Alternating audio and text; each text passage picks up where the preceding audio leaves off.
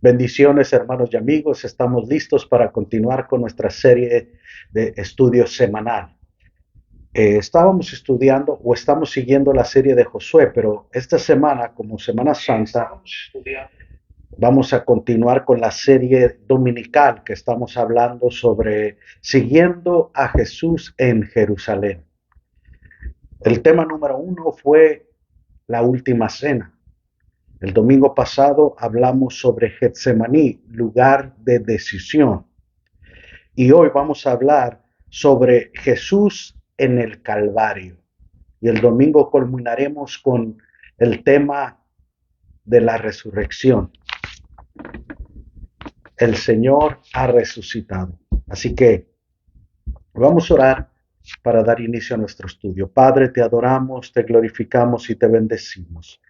Venimos a ti con un corazón contrito y humillado, reconociendo nuestra necesidad, nuestra dependencia de ti. Señor, en el nombre de Jesús, danos oído para oír y corazón para retener. En Cristo Jesús. Amén.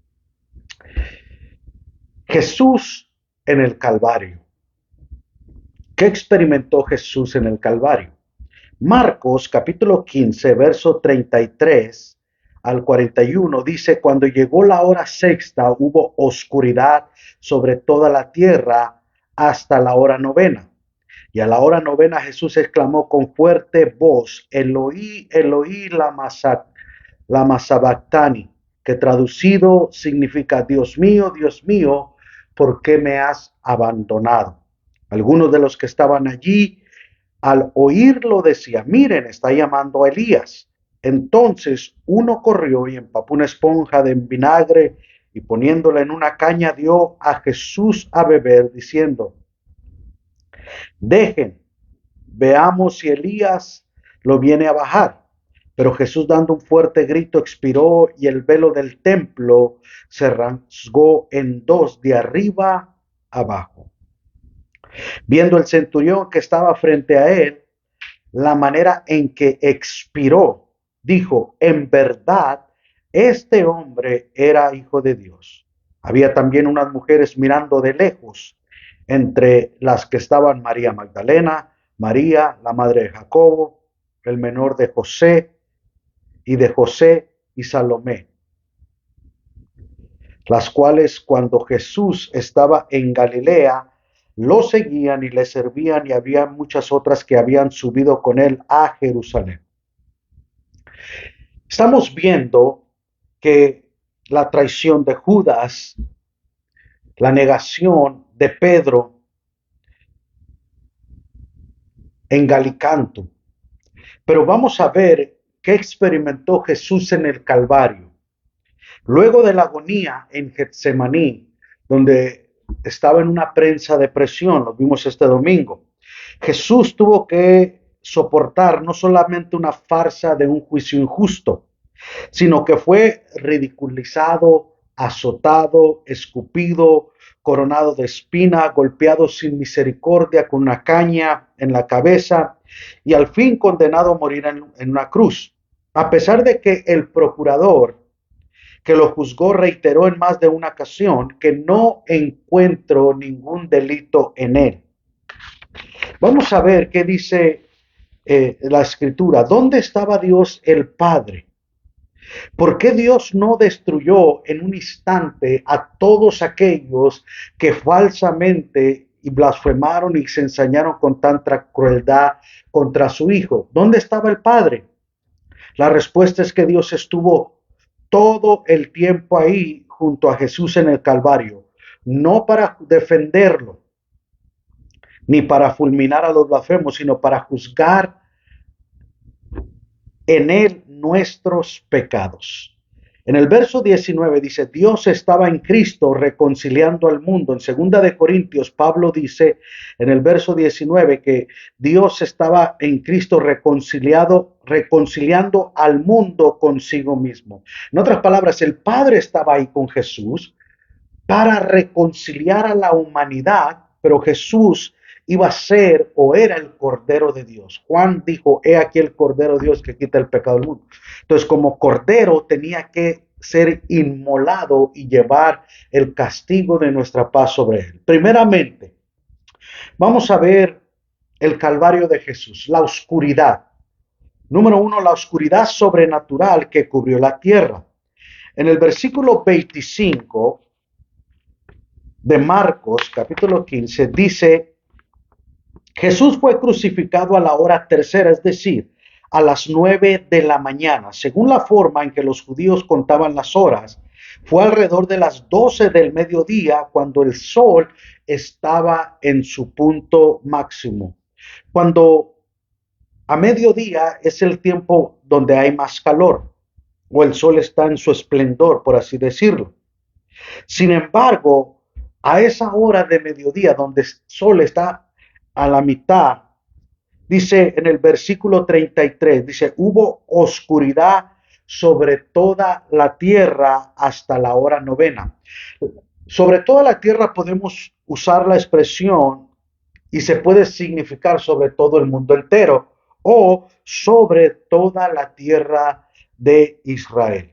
Eso fue un eclipse solar lo que aconteció, especialmente en tiempo de luna llena, que es el tiempo de la Pascua.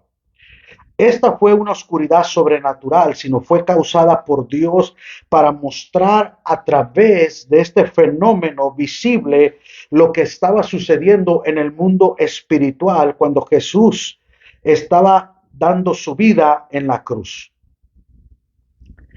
Vemos en Mateo capítulo 12 que Jesús se refiere en el juicio contra el pecado. Jesús se refiere al infierno como las tinieblas de afuera, en Mateo 8:12. Amós, capítulo 5, versos 18 y 19, dice: ay de los que ansían el día del Señor. ¿De qué les servirá el día del Señor? ¿No será tinieblas el día del Señor y no luz, oscuridad y no resplandor? Por lo tanto, cuando la Biblia se refiere a tinieblas, a oscuridad, se refiere al infierno o al... y en Sofonías capítulo 1, verso 14 y 15 dice: cercano está el gran día del Señor, cercano y muy próximo, día de ira aquel día, día de congoja y día de angustia, de destrucción, desolación, día de tinieblas y densas sombras, día nublado y de densa oscuridad. Tal vez la conexión más significativa de las escrituras con estas tinieblas que arroparon la tierra durante la crucifixión es la que encontramos en el libro de Éxodo, cuando Dios juzgó a Faraón y Egipto por medio de las 10 plagas. En Éxodo 10:21, Dios envía una densa oscuridad sobre toda la tierra de Egipto que duró 3 días. Entonces vemos que la oscuridad, las tinieblas, representan el infierno, las tinieblas, la ira, el juicio. Justo después de ese tiempo de oscuridad en que Dios estableció la fiesta de las Pascuas, después de la oscuridad, Dios establece la Pascua. En Éxodo 12:6 se tenía que sacrificar un cordero entre las 2 tardes. Es decir, alrededor de las 3 de la tarde. Ese cordero era el sustituto a través del cual era preservada la vida de los primogénitos que iban a morir en esa noche. Pero si se da cuenta, Jesús a la hora tercera, a la hora del mediodía, estaba crucificado. Y a las 3 de la tarde, era a la hora que se sacrificaba el cordero conforme a Éxodo 12:6, entre las 2 tardes, mediodía y 6 de la tarde, que viene siendo 3 de la tarde. Ese cordero era el sustituto. Así que el tiempo de las 3 horas de oscuridad en el Calvario está relacionado íntimamente con las tinieblas que cubrieron la tierra de Egipto por 3 días. Jesús era el verdadero Cordero Pascual que iba a morir en la cruz del Calvario. Jesús nos dice más adelante que nuestro Señor expiró. Marcos nos explica que a la hora novena, alrededor de las 3 de la tarde, la misma hora en que era sacrificado el Cordero de la Pascua, Dios cubrió la tierra con este manto de oscuridad para mostrarnos una forma física lo que ocurría a nivel espiritual en esa cruz. Jesús estaba allí como nuestro sustituto. Por eso Juan dijo, he aquí el Cordero de Dios que quita. Acuérdense, Jesús es el Cordero que quita el pecado. El Cordero cubría, ahora Jesús lo viene a quitar. Vemos aquí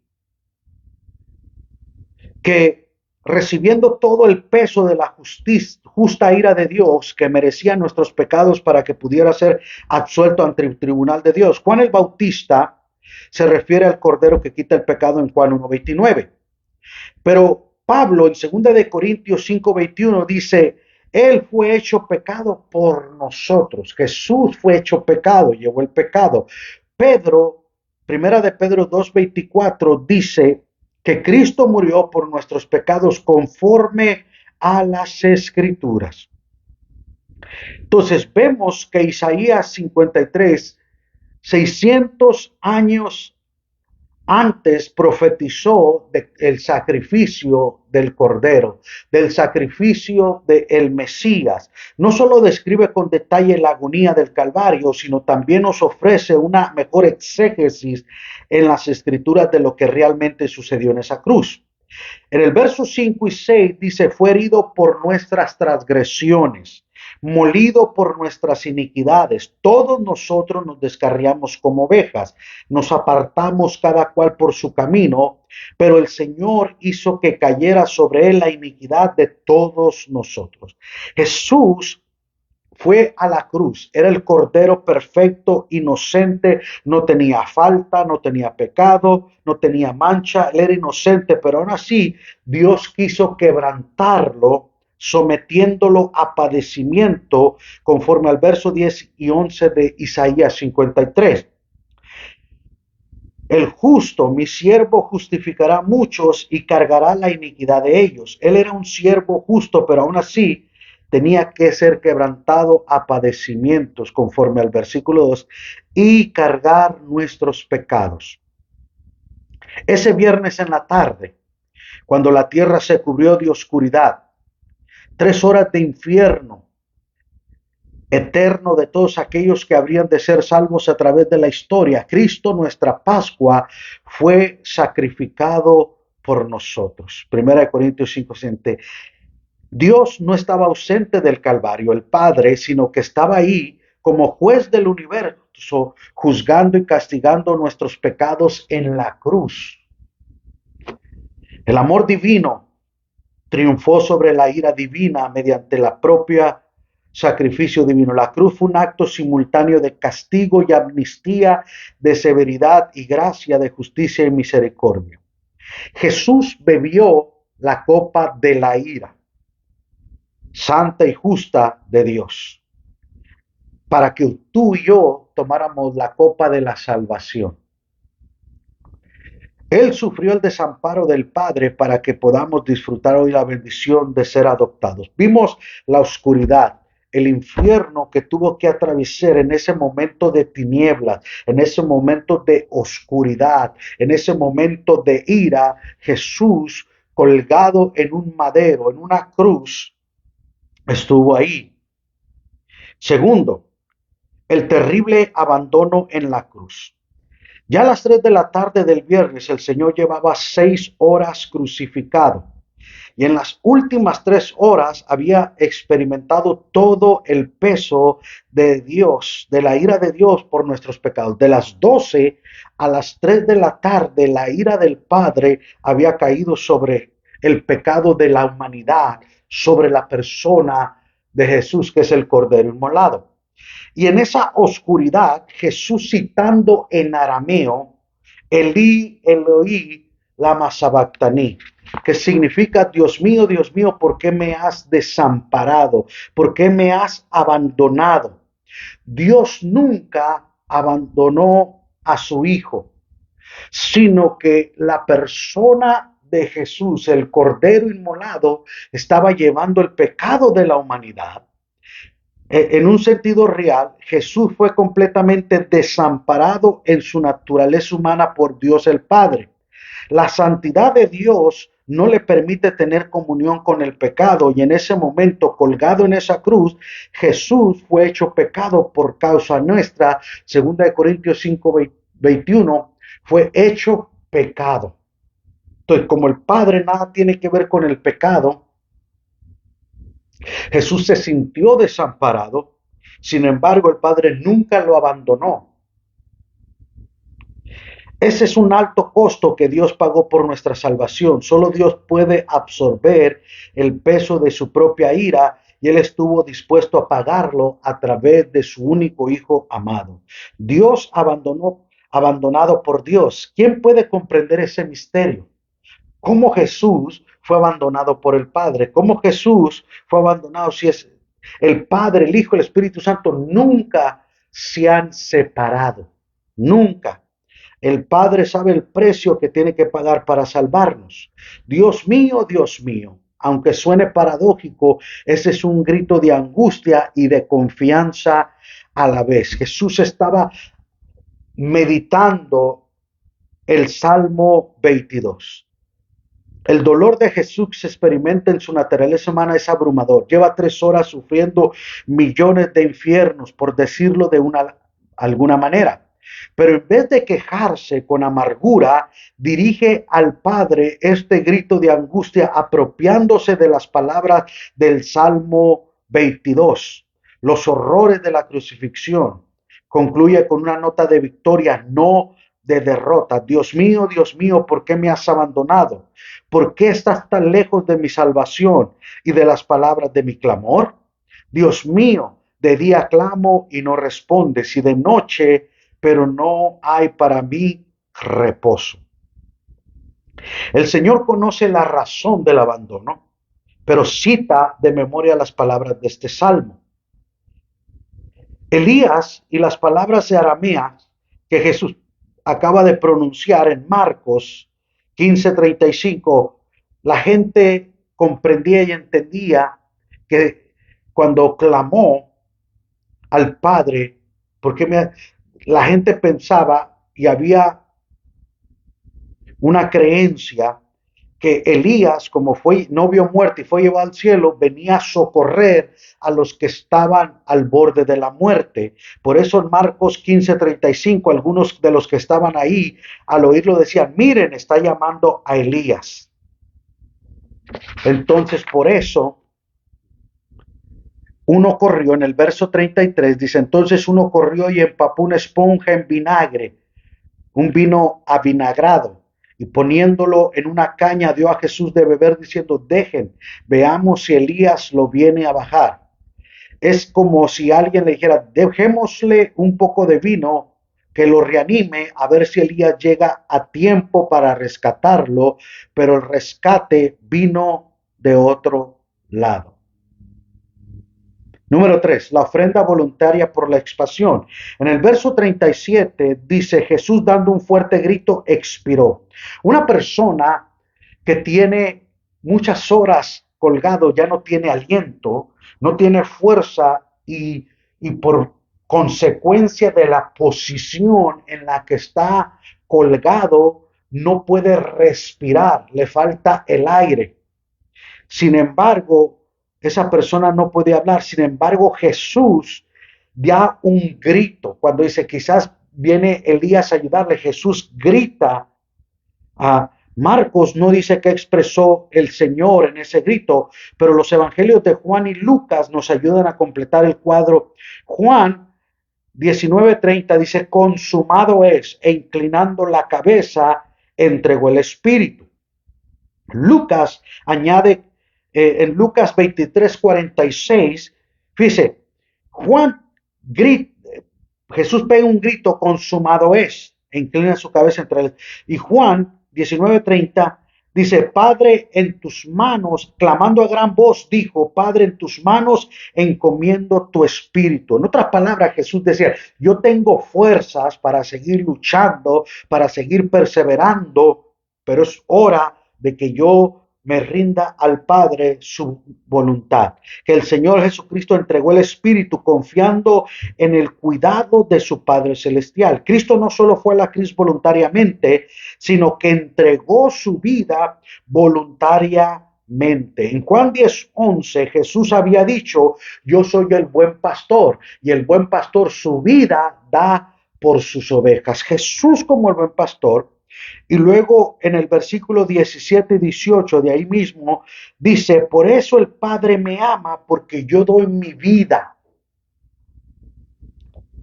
para tomarla de nuevo. Nadie me la quita, sino que yo la doy de mi propia voluntad. Tengo autoridad para darla y tengo autoridad para tomarla de nuevo. Este mandamiento recibí de mi Padre. Muchas veces decimos, ellos crucificaron, los judíos, los romanos, fueron nuestros pecados. Jesús voluntariamente puso su vida. Ese es un amor incondicional. Ese es un amor sacrificado. Él puso voluntariamente su vida y él tenía ese poder para poderla tomar, darla y tomarla para atrás. Dios mío, ¿por qué me has abandonado? Ese es un grito de angustia, fue un grito consumado es. Y fue clamando a gran voz al final, Padre, en tus manos encomiendo tu espíritu. Si había algo que toda la gente de aquel tiempo era que un crucificado apenas podía susurrar debido a las dificultades respiratorias producidas por la muerte por crucifixión. Pero Jesús clamó con una voz potente para que todos vieran que al expirar todavía tenía vigor suficiente como para seguir viviendo varias horas más.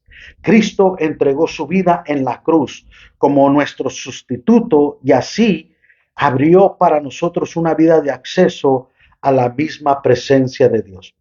Vemos cómo Él fue una ofrenda voluntaria. Nadie lo obligó, nadie lo forzó. En Getsemaní, Él dijo, Padre, si es posible, estaba experimentando la presión, porque Getsemaní significa prensa de aceite, prensa, y la prensa de aceite se mete presión para extraer el aceite. Y Jesús estaba en una presión terrible que llegó a decir, Padre, si es posible, pasa de mí esta copa, pero que no se haga mi voluntad, sino tu voluntad. Y Jesús aquí fue la ofrenda voluntaria. Número 4, un camino nuevo y vivo hacia el santuario. En el templo de Jerusalén había una cortina tan pesada y gruesa que separaba el lugar santo del lugar santísimo, donde podía entrar el sacerdote una vez al año. Era una cortina tan gruesa, según el historiador Flavio Josefo, ni dos caballos unidos alados de un lado por el otro, jalando en sentido contrario, podían romperla. Era de unos 10 centímetros 10 metros de altura y 10 centímetros de espesor, de grueso. La separación entre nosotros y Dios por causa de nuestros pecados era lo que nos separaba. Era imposible humanamente romper ese velo. Sin embargo, vemos que el velo se rasgó de arriba hacia abajo. El Padre rompió el velo para que nosotros tuviéramos acceso a través. Dice que cuando Jesús dijo, consumado es, en tus manos encomiendo mi espíritu, dice que hubo un terremoto y el velo se rasgó en dos. Esto nos muestra que fue abierta una vía de acceso a la presencia misma de Dios, no a través de los sacrificios del templo, sino a través del sacrificio de Jesús. Vemos que antes el sumo sacerdote entraba una vez al año, dice, ahora todos tenemos acceso al Padre. Hebreos 10, 11 al 4 dice, muchas veces los mismos sacrificios que nunca pueden quitar los pecados, pero Él, habiendo ofrecido un solo sacrificio por los pecados para siempre, se sentó a la diestra de Dios, porque por una ofrenda Él ha hecho perfectos para siempre a los que son santificados.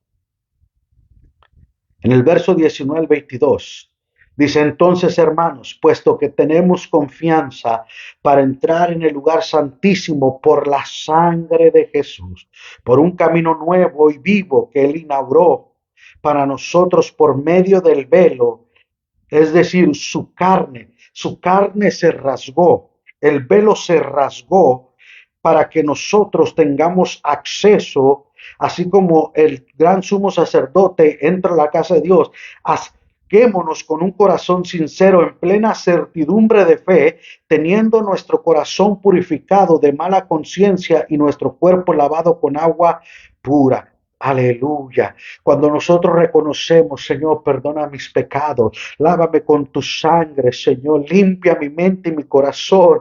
Señor, reconozco que he pecado contra el cielo y contra ti, que soy un pecador. Yo quiero entrar ante tu presencia. La única manera es reconociendo nuestros pecados, reconociendo nuestras faltas, arrepentimiento. Aleluya, el velo se rasgó en dos y tenemos acceso. En el templo se sacrificaban miles de corderos en la Pascua, pero Jesús iba a ser el cordero pascual ese viernes. A las 3 de la tarde se tenía que sacrificar el cordero de la Pascua y a las 3 de la tarde Jesús fue el cordero a pascual hecho una vez y para siempre para traernos salvación y reconciliación.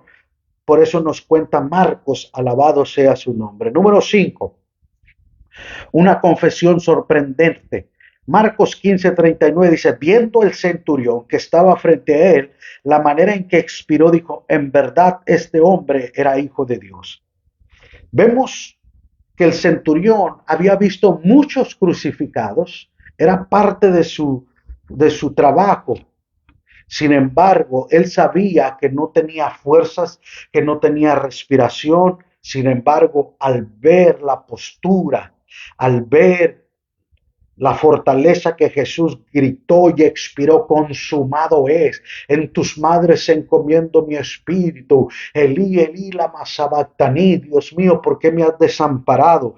Cuando él entendió eso, aleluya, él confesó una confesión sorprendente. Mientras los discípulos estaban escondidos, mientras muchos de sus seguidores estaban a escondidas, este centurión hace una confesión.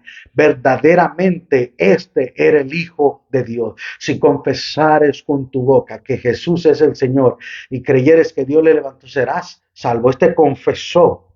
En Mateo 27:51 dice, Mateo añade que este hombre estaba impresionado por los eventos sobrenaturales rodeando la muerte de Jesús, las tinieblas, la oscuridad. Pues en ese momento no solo las tinieblas cubrieron la tierra por 3 horas, sino que también la tierra tembló y las rocas se partieron. Algo sobrenatural que el hombre había visto. El día era un día soleado y de repente se oscureció. De repente hubo un terremoto que sacudió la tierra y las rocas se partieron. Marcos se enfoca en el impacto que produjo en su corazón el ser testigo presencial de la manera en que Jesús expiró. Este hombre fue profundamente impresionado por la mansedumbre mostrada por Jesús en medio de toda la avalancha de odio que se volcó contra él. Si eres el Hijo de Dios, desciende y sálvate y sálvanos a nosotros. Eh, Sobre todo por el grito de victoria cuando entregó su espíritu. El centurión romano, seguro que había sido testigo de un montón de ejecuciones a lo largo de su vida, pero nunca vio a nadie morir como Jesús. A pesar de esto, no olvidemos que Marcos 1:1 introduce su evangelio, principio del evangelio de Jesucristo, el Mesías, Hijo de Dios. Ahora es como si Marcos estuviera diciendo a los lectores, ¿y qué de ti? ¿Vas a reaccionar con indiferencia ante la muerte de Cristo en la cruz del Calvario? ¿O vas a reconocer como el centurión que dijo que verdaderamente era el Hijo de Dios, que dio su vida de manera voluntaria para salvar a pecadores? Pero hay una escena más de este relato que veremos, los testigos presenciales de la crucifixión.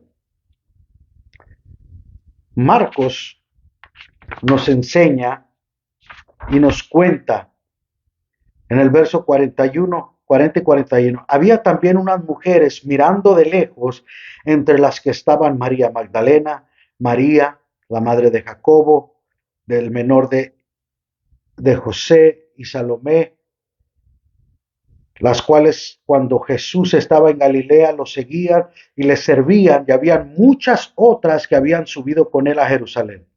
¿Por qué Marcos incluye este detalle que parece irrelevante con el resto de la historia?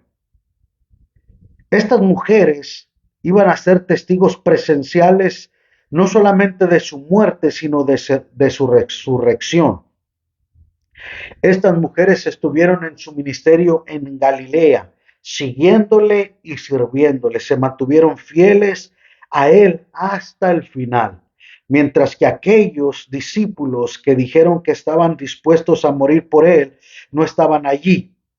Qué tremendo, ¿no? Pedro dijo, yo estoy contigo dispuesto a ir hasta la cruz, Señor, aunque todos te fallen. Sin embargo, no estaba ahí. Y estas mujeres estaban ahí,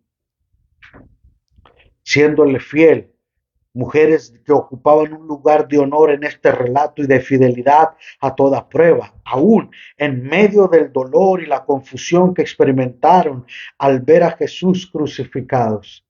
Quizás era difícil de entender y comprender ese momento. Ellas fueron testigos presenciales de su muerte, de su enterramiento, y aunque no lo sabían en ese momento, 3 días más tarde serían también testigos de su resurrección. ¡Qué maravilla! Gloria al Señor.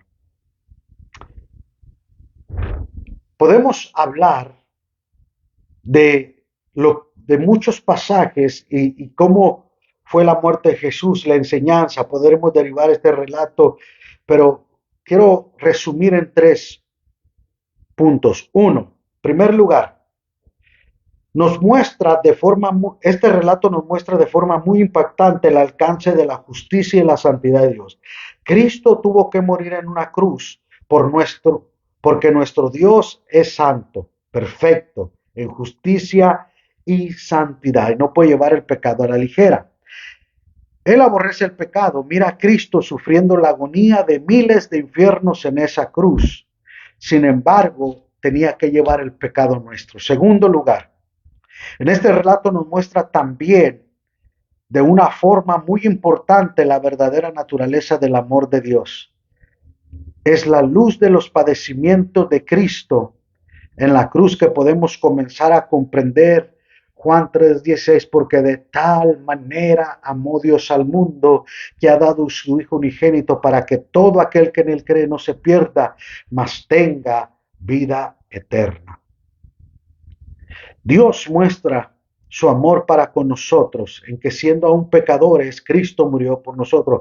Por eso el apóstol Pablo habla del amor incondicional de este Padre Celestial, aleluya, que sacrifica a su Hijo y le duele en su corazón para redimir.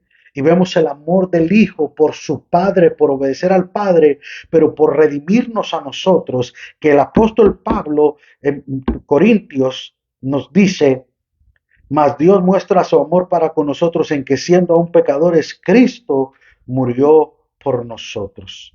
Y luego Juan 15:13 dice, nadie tiene un amor mayor que este, que uno dé su vida por sus amigos. Jesús dio su vida por ti y dio su vida por mí en la cruz del Calvario. Número 3. Podemos derivar este relato que nos pertenece a nosotros mismos porque Cristo nos compró a precio de sangre en esa cruz. Como dijo Jesús en Juan 15:14, ustedes son mis amigos y hacen los que les mando. La cruz es un recordatorio permanente para los cristianos de que fuimos comprados por un alto precio. Por lo tanto, debemos glorificar a nuestro Señor. Alabado sea su nombre. Qué tremendo. Jesús en el Calvario. Jesús dio su vida en esa cruz para redimirnos, para salvarnos, el Cordero de Dios que vino a quitar el pecado del mundo, a la hora perfecta, el Cordero perfecto hecho una vez y para siempre el sacrificio. Aleluya, bendito sea su nombre. Qué poderoso y glorioso es nuestro Dios. Aleluya, Señor, venimos a ti con un corazón contrito y humillado, reconociendo nuestros pecados, reconociendo nuestras debilidades, nuestras imperfecciones. Señor, nos humillamos a ti con un corazón contrito y humillado, Señor. Mira aquellos que todavía no te conocen, sálvalos, Señor. Aquellos que no han experimentado el arrepentimiento, Señor. Aquellos, Señor, que todavía no se han rendido a ti. Señor, toca sus corazones, sálvalos, Señor. Extiende tu mano de misericordia. Muéstrales tu amor, Señor. Tú se lo estás mostrando, que en la cruz del Calvario entregaste tu vida por amor a nosotros, en que aún siendo nosotros pecadores, tú diste tu vida por amor a nosotros, Señor. En el nombre de Jesús, Señor. Padre, oramos, Señor, que este fin de semana la humanidad, el mundo, Señor, está pasando momentos difíciles, Señor. Padre, ten misericordia, que no solamente sea un día de ir a misa, de ir a la iglesia, de ir al templo, de un mensaje o salir de vacaciones en estos días feriados, sino que alzar no solamente nuestros ojos al cielo, sino nuestro corazón a Jesús, aleluya, y ver el amor incondicional tan grande que Él hizo por nosotros en la cruz del Calvario. Consumado es. En tus manos encomiendo mi espíritu.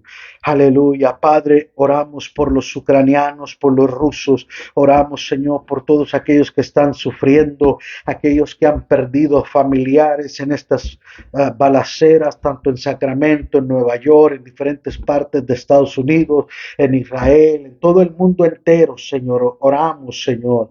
Estamos viviendo tiempos difíciles, Señor. Oramos por los que están luchando con problemas de salud. Oramos por Jesús Navarro. Oración de sanidad, Padre, en el nombre de Jesús. Para ti no hay distancia. Para ti, aleluya, Señor, no hay nada que pueda impedir. Tú enviaste tu palabra sobre Jesús Navarro y lo sanaste, lo libraste de la ruina de la enfermedad, del cáncer, Señor, en el nombre de Jesús. Padre, oramos, Señor, por la pastora, Señor Rosalba. Oramos por los pastores, evangelistas, misioneros, Señor, por aquellos que están luchando con COVID, con enfermedades, con cáncer, Señor, con diferentes clases de enfermedades, Señor. Extiende tu mano para sanar, para restaurar y para obrar misericordia. Te lo pedimos en el nombre de Jesús, Señor. Recibe la gloria, la honra y la alabanza.